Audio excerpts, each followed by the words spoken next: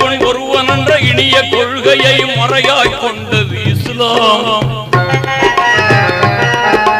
இறைவன் ஒருவன் என்ற இனிய கொள்கையை மறையாய் கொண்டது இஸ்லாம்.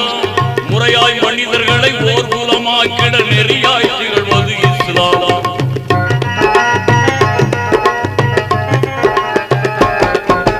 இறைவன் ஒருவன் என்ற இனிய கொள்கையை மறையாய் கொண்டது இஸ்லாம். முறையாய் மனிதர்களை போர் குலமாக்கிட நெறியாய் திகழ்வது இஸ்லாம். தீனோரே கேளுங்கள், திருமறை வழி வாருங்கள். தீனோரே கேளுங்கள், திருமறை வழி வாருங்கள்.